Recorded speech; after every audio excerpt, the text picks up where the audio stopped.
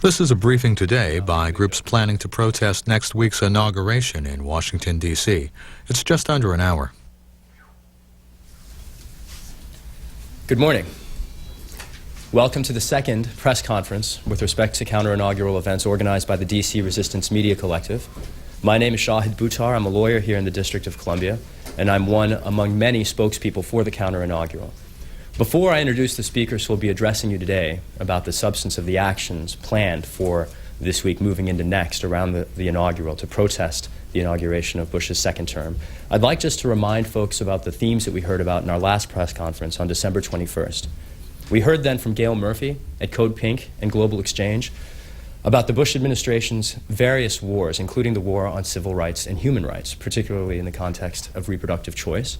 We heard also from Gail about the Bush administration's ongoing wars on the peoples of the world, specifically in Iraq. We also heard from Brian Anders at the Washington Peace Center, who addressed not only Iraq, but also Vietnam, and how regardless of whatever distinctions we might imagine in this country, to people in the two countries ravaged by the American military for unnecessary, illegitimate, ultimately counterproductive wars, there is no distinction. Brian also addressed the war on civil rights in the unique context of veterans, who are threatened first by illegal stop-loss orders, which conscript once willing volunteers, the inadequate equipment available to them while in service, the bans on images of their coffins and pictures of the injured who are wheeled into Walter Reed Medical Center in the dark of night to keep your cameras from observing their missing limbs. And finally, the inadequate public services available to them as veterans that will doom many of them to depression, alcoholism, and even homelessness. We heard from Basav Sen at the Mobilization for Global Justice about the Bush administration's wars not only on the global environment, but also the poor, both in the context of international free trade corporate agendas that deepen and exacerbate poverty around the world, and domestic services like schools and hospitals threatened by budget cuts imposed by inflated, bloated military spending and Bush's tax cuts for his wealthy supporters. We also heard from other speakers about Bush's war on democracy and civil rights. Next week, we'll witness a $40 million celebration of the first election in over 100 years to which members of both houses of Congress objected.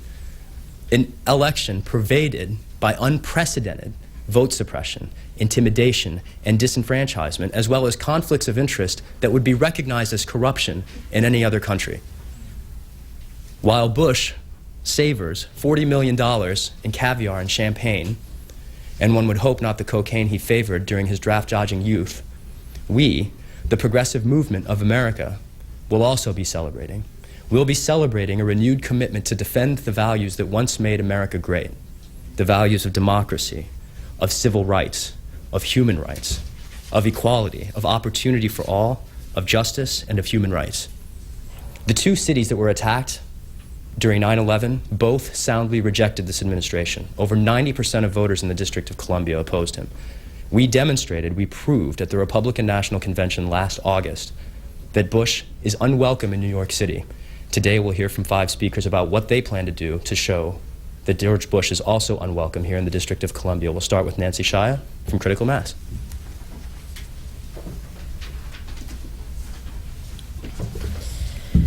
I'll repeat my name, Nancy Shia, spelled S-H-I-A. I'm a D.C. resident and member of D.C. Statehood Green Party. And in case you didn't see the front page of yesterday's paper, the headline read, U.S. tells D.C. to pay inaugural expenses. This is reportedly unprecedented that the district pay inaugural expenses. We, the people of Washington, D.C., rejected Bush by 90%. Maybe this is our punishment. If the people living here didn't have any reason to protest before this, we certainly do now. I work in downtown Washington. I commute to work every day on my bicycle. I try to do critical mass once a month. I do critical mass because it's fun. It gives me a sense of freedom seldom felt in the corporate culture that we live in. I often do it with my granddaughter in the back seat on my bicycle. She also enjoys the rush of moving together in a spirited group with the wind at our faces. Critical mass started in San Francisco in 1992. Bicyclists just get together to ride. There are critical mass rides in 212 cities in North America, 141 cities in Europe, 20 in Australia, 22 in Asia, 8 in South America, and 1 in Africa. Critical mass is a time for people to get creative, not confrontational. At some critical masses, people have come together to ride naked.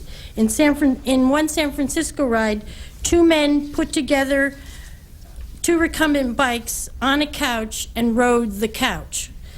In Washington, D.C., the critical mass ride is the first Friday of every month. We leave DuPont Circle between 6:15 and 6:30 and usually ride with 20 to 30 people. Sometimes D.C. is a lot smaller than that. The counter-inaugural critical mass ride is scheduled to start at Union Station at 7:30 in the morning. We'll take a few minutes to gather and orient riders from out of town, pass out the route, and ride out sometimes around 8 in the morning. The route has not been worked out yet, but we will definitely take into account which streets are being closed. I, for one, will not try to unblock the streets, and I will also encourage others to enjoy the ride in a peaceful, non-confrontational manner. There's been far-reaching response to this call for a counter-inaugural critical mass ride. People are coming to ride from Maine, Utah, Florida, Phoenix, Chicago, and San Diego, to name a few. We've been offered blue ponchos by a group called the Whoville Nation in Indiana. We've been offered blue bracelets from people who call themselves the Hope Bracelet. And we've been offered blue armbands from a group in New York City. At this rate, the counter-inaugural critical mass will be the best accessorized group of Inauguration Day. A second critical mass ride is scheduled to go on at 4 p.m. in the afternoon to accommodate out-of-towners who can't make it to the morning ride. We'll leave DuPont Circle a little after 4 and ride by the inaugural ball sites. Thanks. We'll next be hearing from Jim McDonald at the DC Anti-War Network.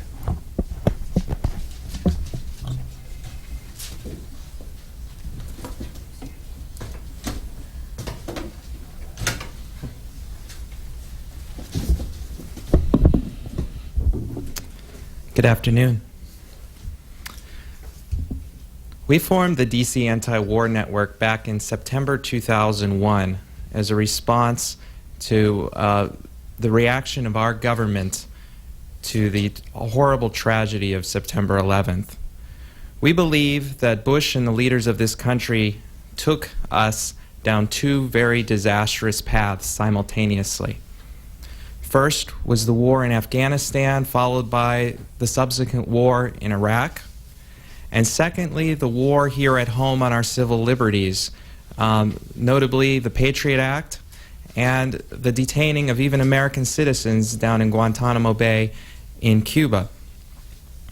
Dawn formed originally as a protest both to the war in Afghanistan and to the Patriot Act, and we've been having actions in the District of Columbia ever since then to promote a world of peace and justice. Now January 20th is coming, and we still need to promote peace and justice. We need to speak out against U.S. militarization abroad and defend our civil liberties here at home. So the DC Anti-War Network has called for a series of actions on January 20th. Among them are a march and a rally, and we've also called for some civil disobedience, a die-in action to mourn all of the dead throughout the world and at home at the hands of the U.S. government. On January 20th at 9 a.m., Dawn is calling for people to congregate at DC's Malcolm X Park. It's officially known as Meridian Hill Park. That's at 16th and Euclid Streets Northwest, where we will have a rally from 9 to 11:15 a.m. Among the speakers that we will have include Father Gerard Jean Just, who is a freed Haitian political prisoner, Amy Goodman, from the host of Democracy Now!, Michael Ratner, an international human rights lawyer who's been working on the Guantanamo Bay case, Medea Benjamin, who is a co-founder of Code Pink and also with Global Exchange. And we also plan on having a Stan Goff from Military Families Speak Out, and Aiden Delgado, who is an Iraqi war veteran. We also will have several other speakers as well from a wide range of groups within the peace and social justice movement. We'll also have some performers, including among them David Rovix, who's a well-known folk singer. At 11:15, we'll then have a permitted rally, which will go down 16th Street towards the White House. It will go down and turn at I Street and end at McPherson Square. This march is open to all people and will be permitted, as I mentioned, and among the features of it, there will be 1,000 black-draped coffins marching along it. Now, a half hour after the end of that march starts, that's when our civil disobedience action will begin. It will also leave from Malcolm X Park, and it will go down to the White House and end at H and 16th Street, which is Lafayette Park, right at the front doors of the White House. We've been assured by police that we should be able to get to that point, and there we will have a die-in. If you want a further rationale for why we are calling for this action, you can receive it from me. But basically, we believe that because, as Shahed has mentioned, the democratic system is not working, our freedom of expression has been violated repeatedly, and we believe that we need to do more to save these lives of people all over the world. There are a lot of other actions going on, and we hope that you support them all. But right now, we'll pass it along to the next speaker. Thank you. We'll next hear from Sister Shahzad Nzinga from the National Alliance of Black Panthers.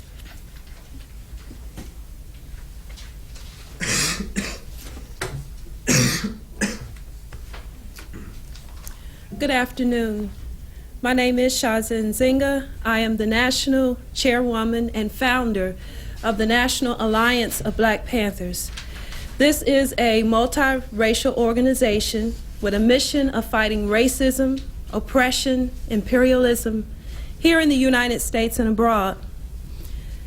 The November presidential election was to be our first decisive battleground in opposition to George W. Bush.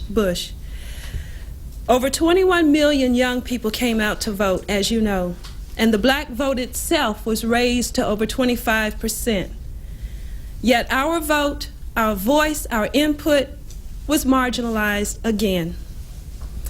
We are now facing a right-wing future which has no sympathy for the concerns of black people or the poor of this country.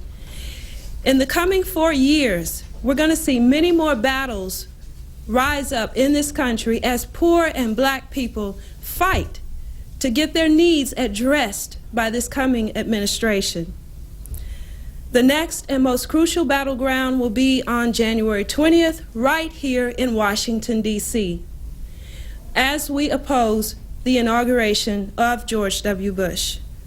On this day, the National Alliance of Black Panthers will unite with youth and people from communities from across the nation to march in the inauguration against Bush and his policies, his administration, and his efforts to turn back the clock on our civil rights.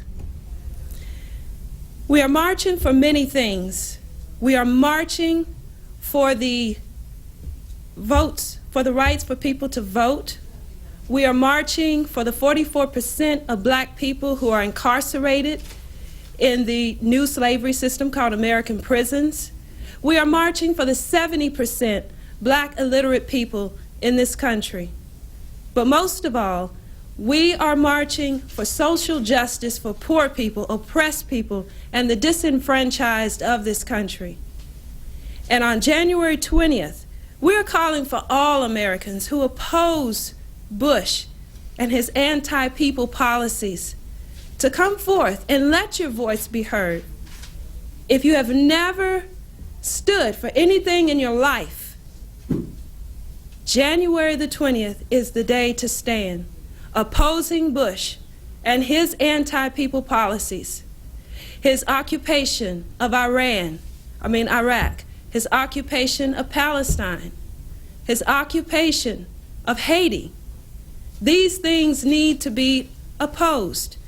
And we can't sit by idly and let him come into the White House without any opposition from the people. And I come to you today not as a wealthy person. I am not a privileged person of this country. I am a poor, single working mother.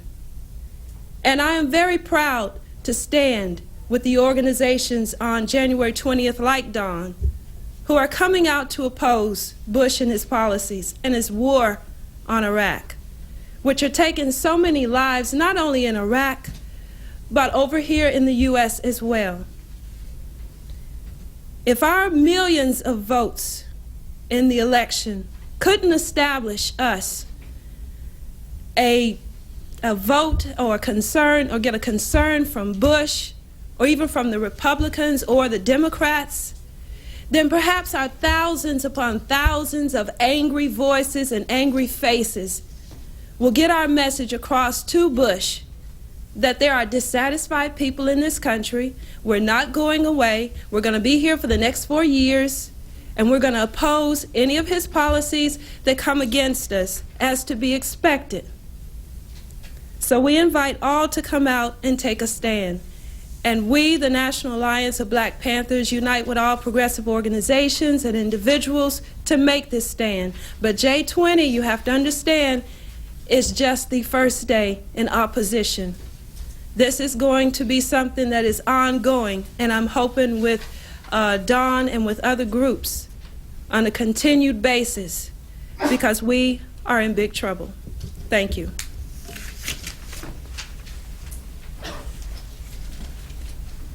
Before I introduce the next speaker, I just want to invite, I see people standing along the walls and in the back. We have 3 open seats in the front and 1 in the second row, so please feel free to come forward and take those. Next, I would like to introduce Lila from the Anarchist Resistance.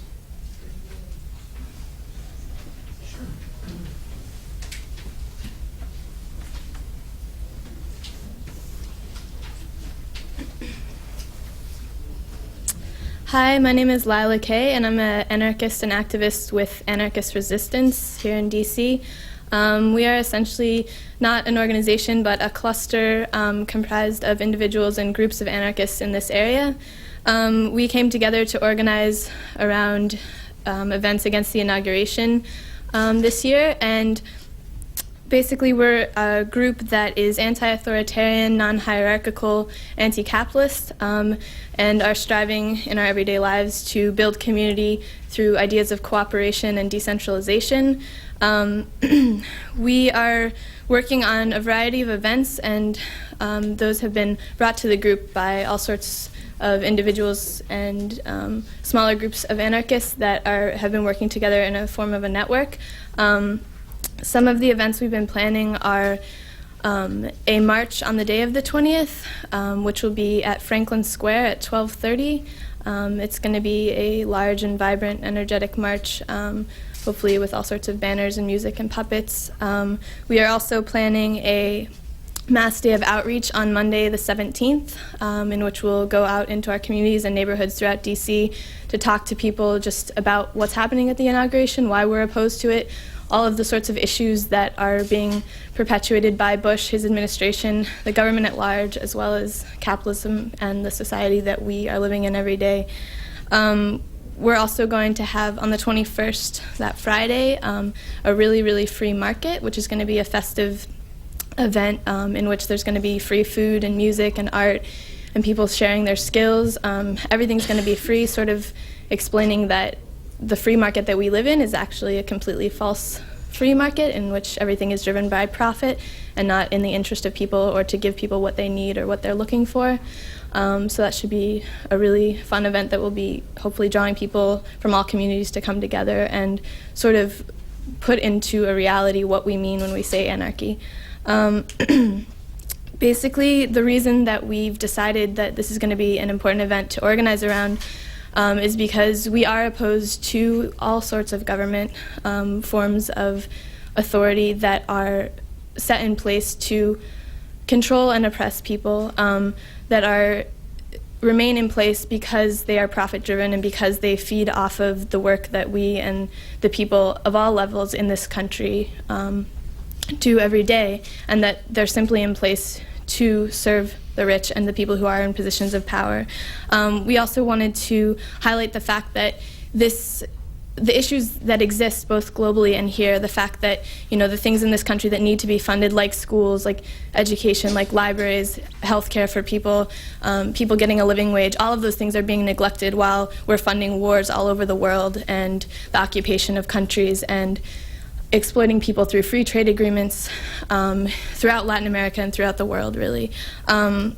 We also want to highlight the fact that whether Kerry was elected or looking back through history at any of the presidents we've had, all of these policies have existed in some form or another, and they've all been sort of working towards the same goal and perpetuating capitalism and profit-driven goals, and that we just want to say that from this day forth we need to continue the struggle that we've been fighting, since people have been fighting throughout history, to sort of bring back the attention to the people and what the people's needs are, and that that's only going to be accomplished in a way that people are working by self-determination, decentralized, in decentralized communities, and working cooperatively together.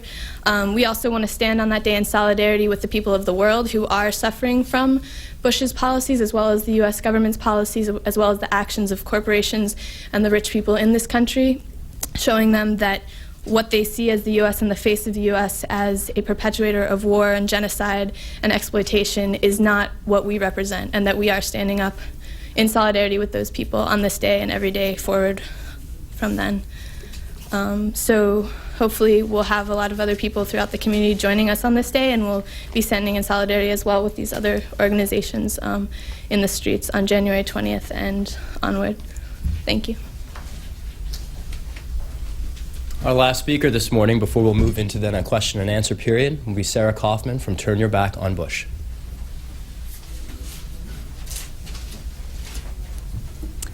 Hi, I'm Sarah Kaufman, and I'm from Turn Your Back on Bush. I'm the field director. And so far in our work with Turn Your Back on Bush, we have mobilized 41 organizers across the country who are working in their communities, working in their states, working in their cities to get people to come to Turn Your Back on Bush. This is very much a grassroots type of organization, a grassroots movement. There are people coming from all walks of life to this event to come to Washington, D.C. for the inauguration to turn their backs on Bush. There are pastors coming, there are military families, there are servicemen, servicewomen, we have teachers, students, medical, healthcare assistants, etc. People that really are dedicated to serving their countries and really care about their place in the nation are all gathering and coming to Washington, D.C. for this event. The inauguration is a public event. It is something that is written into the Constitution as a way for all of the citizens of America to celebrate democracy. So we are going to use this event as a way for exactly that, for democracy, as a way for all of us to get together and make our message heard by turning our backs. It is an act of nonviolent, it's a nonviolent action, and we're all gathering as citizens. We're coming without signs, without pins, without placards. We're just ordinary people there to have our audience with the president and to show that we withdraw our support from the president, and that to use this parade is turning into it's full of a lot of pomp and circumstance. And we want to show in the midst of this that while there's this celebration going on, there are a great many people who are who feel that Bush has turned their back on them, that he's turned their back on the environment, he's turned their back on what is going on internationally, what's going on in Iraq right now, that he has turned their back on the economy, on students, on schools, on education. So they want to show that he's not going to get away with this. We also, as we're turning our back on the president, we're also turning towards each other. This is an act where we are all gathering together and uniting all along the parade route and uniting in an action, in a simple gesture, in a very powerful and symbolic gesture. And we're turning towards each other for support. We're turning towards each other so that we can continue to fight these policies that are being put in place by this administration. And that is, we're trying to encourage people to gather early so that they can get a spot along the sidewalk at 9 a.m. And it's going to be all along the parade route, and it's going to be, quite a visual spectacle as Bush's motorcade passes. There are going to be citizens from across the country that are gathering with their backs turned to the president. We'll now invite questions from the press. Ma'am. Two things. One, can you talk about the scope, the number of protesters you're expecting to bring, particularly in light of what happened in New York? And part two, from your discussions with law enforcement, do you have any sense whether you're going to draw some of the same activities that you saw in New York when you do critical mass, when you're talking about die-ins? There were mass arrests in New York. Are you expecting similar things here? Maybe we'll start. Well, maybe we can have a few speakers address each question, but we'll start with Jim from the Anti-War Network. Hi, on the question of numbers, as you can see, there's so many different actions going on at the same time. This isn't being organized in your classic mass mobilization. Go to the rally, find out what's happening, see how many people were there. To figure out the real story of numbers, you're going to have to go to multiple actions all over the city, sometimes going on at the same time. For our action, we estimate that we'll be in the several thousands at a minimum, but we don't know ultimately. A lot of these decisions get made at the last second. But I really would like people, instead of focusing on numbers, because you're not going to get the story, you're not going to find that crowd shot. What you're going to find are lots of crowd shots, and to appreciate what's happening in our movement. We are moving away from a sort of organizing where we just have a grand organization which plans grand events. We're having lots of organizations because we believe that one of the problems in this country is that it's not responsive to the people. And so we must begin as grassroots organizers from the ground up. And that's what a group like Dawn is. This will be the biggest event by far that we have ever put together. It'll probably be the biggest. Turn Your Back on Bush didn't even exist, before the election. I mean, that's what's exciting, and that's a story I think that you all should be telling. As far as police arrests, we don't know. That's ultimately a decision for the police. They changed their tactics. We're coming in a spirit of nonviolence to express ourselves against the war, against oppression, and if we can do that, we'll be happy. Before we move on to other questions, we'll just take a few more speakers. Nancy from Critical Mass. Yeah, I was just going to say that City Council recently passed a law prohibiting the police to preemptively arrest. We're hoping that the police will obey the law. We intend to cooperate with the police. If the police have any questions for us, there's a phone number and an email address on the website under the Critical Mass organization. The police are free to call us, and we'll cooperate with the police. We don't expect any confrontation with the police. And as far as numbers, we're hoping that this will be the largest critical mass that Washington's ever had, and the goal is 1,000, but we could have, San Francisco's had 12,000, Chicago's had 5,000, so it's hard to say how many we will have. It will be 7:30 in the morning, though, so that may affect. Before I take another question, if I may just address the last one as well. It's important to remember that the people that will be out for the counter-inaugural are not criminals, they are patriots. They are people committed to defending the values that made this country great at one point before this president came and undermined that legacy. Second, with respect to turnout, I would just invite everyone to consider the scope of the resistance, not only here in D.C., but also in other places. There will be people acting around the country, around the planet, in fact, against this illegitimate, corrupt president. Finally, last spring, there were 1.2 million people who marched for women's choice alone. Add to that people from the environmental movement, the labor movement, student groups, and faith groups, and you have the makings of a bona fide, nonviolent popular uprising. Next question. Sir. Ms. Nzenga and Lila were very non-specific about what you have planned for the inauguration. I wonder if each of you could talk specifically about what you're doing. And Lila, if you could spell your name for us, because we don't have it. I'd appreciate that. Also, I'm just going to ask press people to identify themselves. My name is Mike Janowski. I'm with the New York Times. Thank you. Sister Shahzad?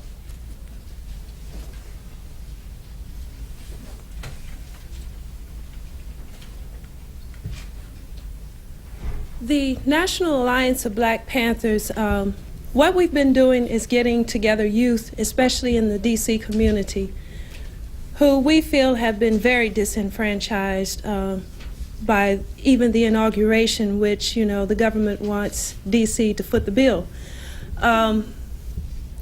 We have been getting together the youth, and we're planning to bring them out, and we are just joining in the actions with Don at Malcolm X Park. And the reason we are going to Malcolm X Park, not necessarily for the organizations, but because of the history of that park. That was the place where most of the revolutionaries during the counter-revolution in this country met, such people as Kwame Ture and the All-African People's Revolutionary Party.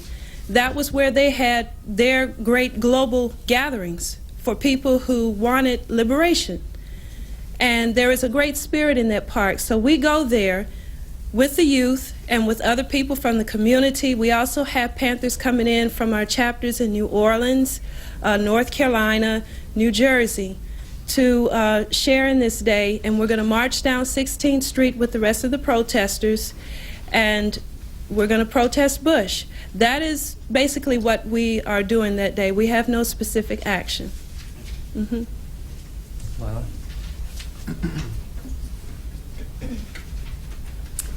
It's Lila, Lila, Kkaye. I actually did say the events we are going to be having, but I can repeat them for you. Maybe I misunderstood, but I was curious to know specifically what you are going to do on the 20th. Me, myself? Well, your group, whoever you represent. Okay, well, yeah, the events that myself and other people in our group have planned are, one, the march that's going to be happening on the 20th. Is that the same march? No, this is a different march. Well, could you give us some details? Yeah, it's going to be at 12:30 in Franklin Square is where it's meeting, and the route of that march is unannounced. We are also going to have a mass outreach day on Monday the 17th, which is everyone's going to gather. We put this call out publicly, so for people to gather and kind of break up into groups, go throughout the city on the metros, on the buses, different neighborhoods.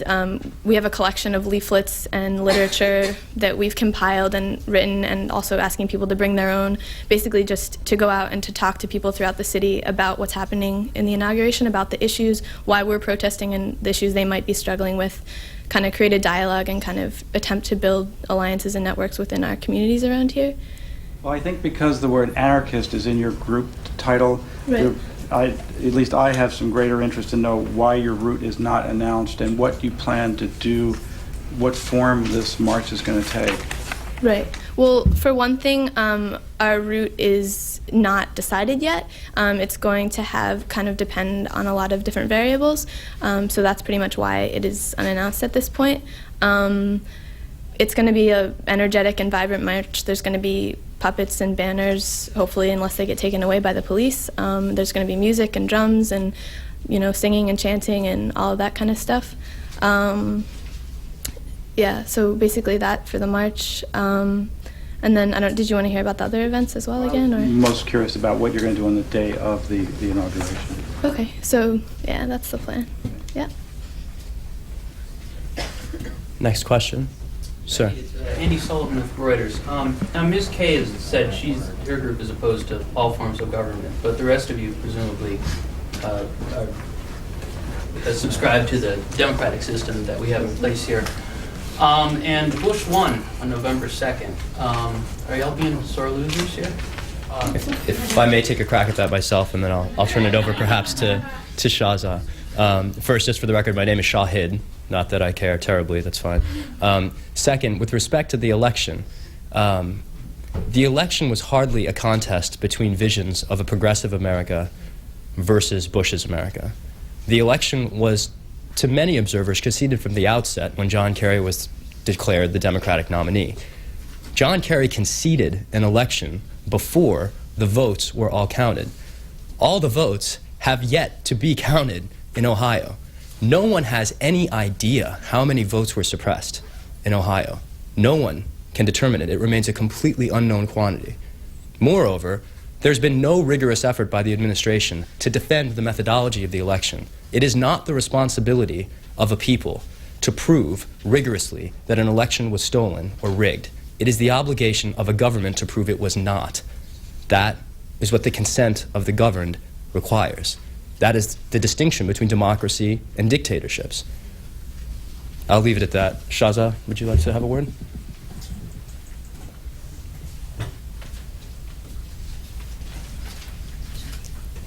Sore losers, that's two very interesting words, because African Americans in this country have pretty much been the losers all along.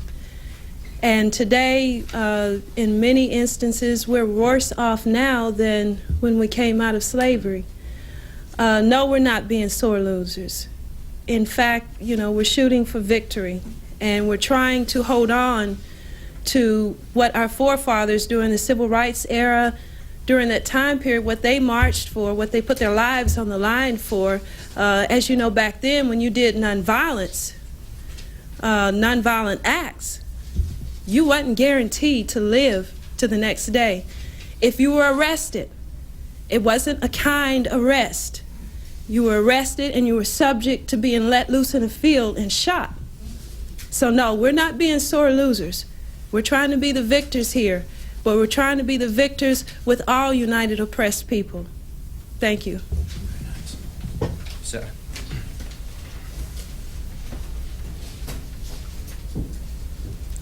To address the question, if we are sore losers, I would say most definitely that all of the people with Turn Your Back on Bush, I know we do not feel at all that we are sore losers, that in fact we are the ones that are losing our jobs. I am organizing in eastern Pennsylvania, and right now I'm working with somebody who has lost his job because it's been outsourced. There's an organizer in Georgia who has lost her brother in the Iraq War. There are literally thousands of individuals across the country that are losing due to the policies that are made and the decisions that are made by this administration. There's an environmentalist activist that is working with us in Utah who also, he's concerned about the fact that we're losing our natural resources, that we're losing in the fight to preserve the environment that we live in. So while some may identify us as sore losers, what we feel is more important is the fact that we need to realize that the country is losing. We're losing in the economy, we're losing environment, we're losing lives in Iraq, and we're losing our power as civil rights that we should all have access to, and that we are all guaranteed as citizens of the country. And that's why we're here making this statement. Other questions? Ma'am. Hi, I'm Kathleen Rhodes from the Cybercast News Service. I'm wondering about the extent to which the various groups are working together to make this effort possible, and also how you're getting the money to put all of it together. Anybody in particular? Okay. I can answer at least some of that. Many of the groups have been collaborating through a spokes council, which has been meeting here in D.C. every week since, I would want to say, July of last year. And it's a space in which all the groups come together, share information, and collaborate and coordinate their efforts. With respect to money, you might be amazed at how much resistance could be mounted without spending a dime. This is a people's uprising. This isn't about organizations. This isn't about boards of directors. It's not about money. This is about speech and conviction and people. And that happens to be free, and we have lots of it. Would anybody else like to address that question? Jim will also answers to that.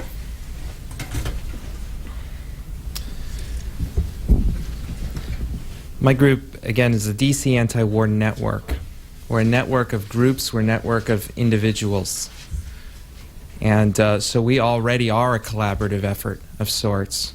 And we've joined the collaborative effort that Shah had mentioned in the DC Spokes Council, which is a beautiful site because you can see people from 30 or 40 different organizations sharing information and posting it over the internet at www.counter-inaugural.org.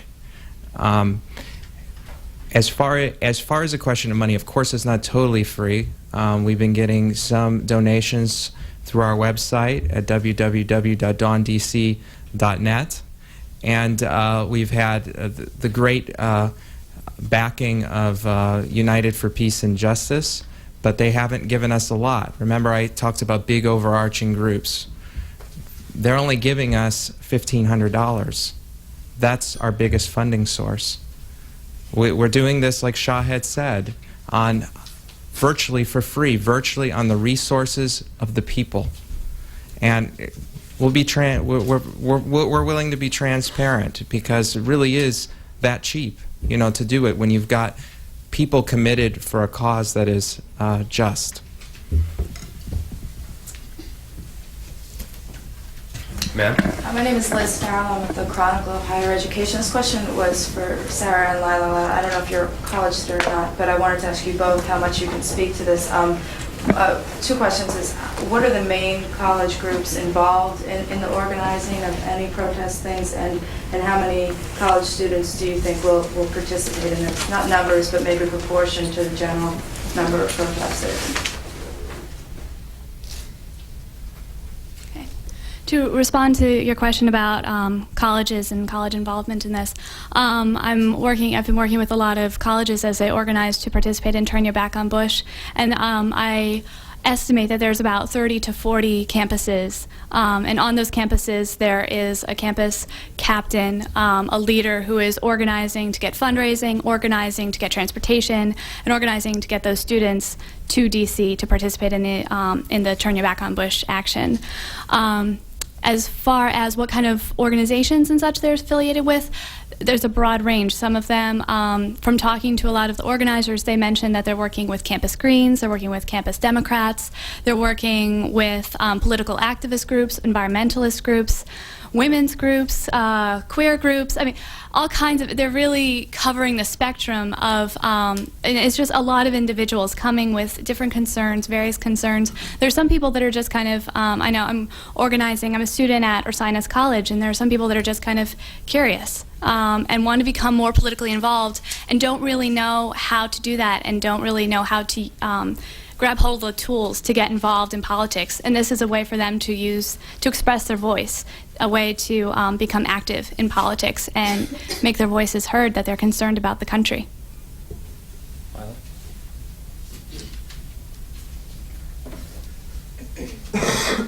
I mean, pretty much I think she covered it, but I'm not currently a college student, but I am just on leave, so I have contacts and have been in communication with a lot of college students throughout the country, and I think that probably in terms of numbers what she said is fairly accurate. I know that a lot of them are already in groups and organizations that are organizing around this or preparing to come down and planning their own actions or things to bring to it, as well as probably forming coalitions of students specifically around this event that will be coming down in busloads for the 20th.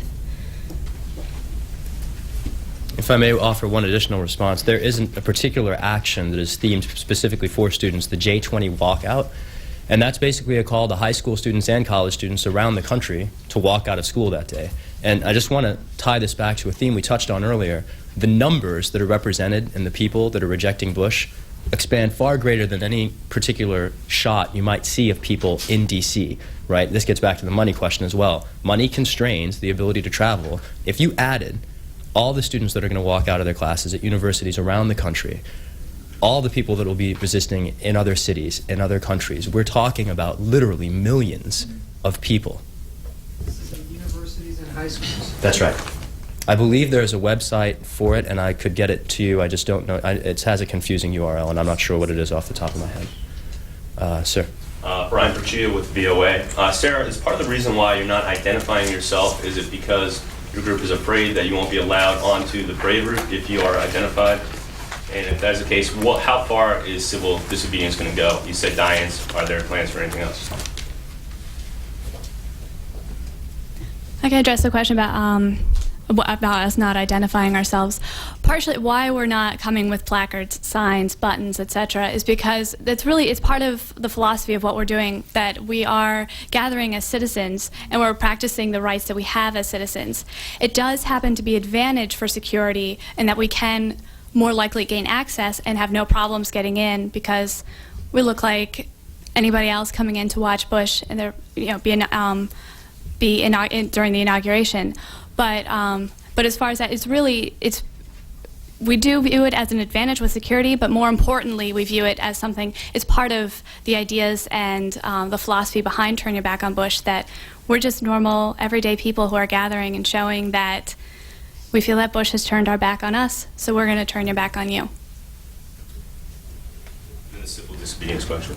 Is there anything else planned besides the die-ins? Perhaps for the civil disobedience, I'll direct the question to Jim, and I would also set out there, because much of the organizing is decentralized, there is a great deal about which no one knows necessarily, so I'll leave it at that. Jim, would you like to address the question about civil disobedience? Sure. All that my group is called for is the die-in, and that's all I can speak to. If I may just circle back to a prior question, someone had asked about the walkout, and I do have a website for you. It's www.j20walkout.tsx, telephone, Simon, x-ray.org. Sir? As a follow-up to this question about turn your back on Bush, as much as the National Park Service controls the parade route, and much of the parade route is lined with bleachers, and the bleachers are being sold, and I may be wrong on this, but do you not have to have some credential or some proof that you belong in those bleachers? So how much direct exposure to the actual parade will members of your group be able to gain? That is something, again, I mean, it's a shame that we have to deal with that as something that what is most accessible in the celebration, what's supposed to be a public celebration of democracy, is actually tickets that are bought and sold. So those that have the most easily and guaranteed access to a public celebration that's in our Constitution to celebrate the president, the reserved spots are for those that can afford to pay access. There is general admission for standing space along the sidewalk. We feel that this really reflects on the presidency as well. You have to pay and you have to have money in order to be in the audience with the president and to ensure that you have his attention. So it's a sad situation, but it's something that reflects on the presidency and the policy and the way that he has conducted. How do you get your people in so that they're turning their backs will be noticed by? We will. I mean, there will be access. There is general free public admission to the space that is available on the sidewalks for standing. So there is standing space along the sidewalks. That is limited space, but it's there. And we plan to get there early so that we can have space on the sidewalk to do our action. But you'll be behind the bleachers, right? I mean, well, not necessarily. Yeah, because if along the parade route there's like space next to and in between, and also in front of bleachers. So there is space there. There is room on Pennsylvania Avenue. In front of bleachers? There is limited space on the parade route. How many people are turning their backs?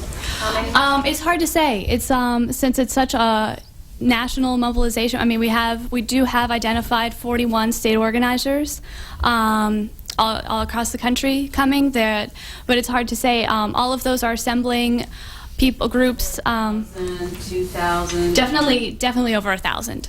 Definitely over 1,000. But it's really hard to pin that down because the state organizers are still working and bringing groups. As many as up to 6 buses are coming from Wisconsin. So and the numbers continue to mount. So it's hard to pin down an exact number. But definitely a very large population and a very wide array of people from across the country are coming. Further questions? Ma'am. Hi, I'm Ashley Baird from CBS Early Show. I was wondering if any of you have permits to be in any particular locations. There are certainly many permits. Jim, can you speak to that? Okay. Speak to that. We do have permits for Malcolm X Meridian Hill Park, and also for McPherson Square, and for our march route. We also know of groups that have permits at DuPont Circle that will be feeding into our march as well. I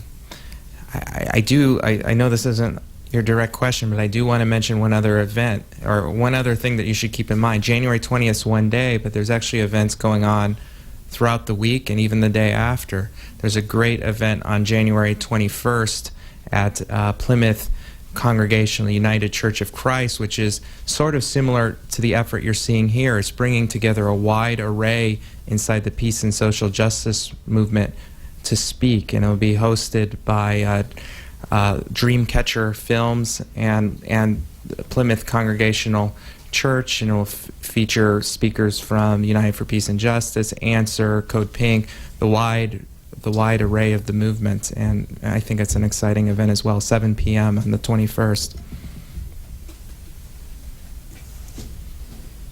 And we'll take one more question. In the back, sir. Yeah. Rafe Bartholomew of the Waterbury, Connecticut Republican American, not party, but Lila, I'm a little curious about the puppets. I don't know if you can give us some sort of feeling of what they're going to be like. Are they marionettes? Are they big effigy puppets of Bush and Cheney? Are they planned yet? Are they anarchist puppets of some type? I'll take one crack and then pass it over. Some of the puppets we're talking about are paper-mache constructions that are, say 15 feet tall and have movable arms and have signs on them. So we had one out in the street on January 6th that said, "Restore democracy, count every vote." That's one example of what we're talking about. If you have more thoughts. Yeah, most of the puppets are very large, paper-mache, cardboard, pieces of wood, tin cans, all sorts of things, painted cloth. But yeah, pretty big so that it can be seen from a distance and throughout a crowd of people, I guess. We've been working on one puppet that is a spider puppet, and the symbolism of it being sort of in two ways, talking about power. One being that trying to show that what we're talking about is this sort of very centralized power that we're fighting against and the system at large, and that the legs representing all of the things that come from that, talking about poverty, war, exploitation, etc. And then on the other end, talking about the way in which other people here have mentioned, the way in which we are trying to organize and take sort of a step toward, not only in our group, but in the rest of these groups, and in, I guess, if you could say, a larger movement, talking about different groups and different people using all sorts of tactics and coming from all different places of organizing all sorts of around all sorts of issues, using all of those to come together and create a larger alternative and to create a larger body of resistance. So. Before we close this afternoon, I just want to invite any interested representatives of the press to do follow-up interviews with any of our speakers. We also have representatives from Billionaires for Bush here present, if anyone would like to speak to them. And thank you very much for attending. See you at the counter-inaugural.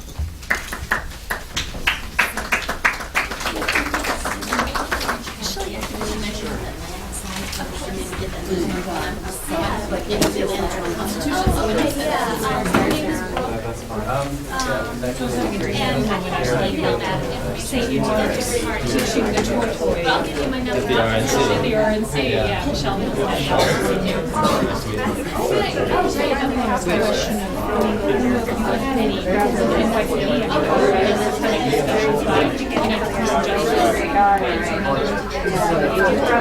that.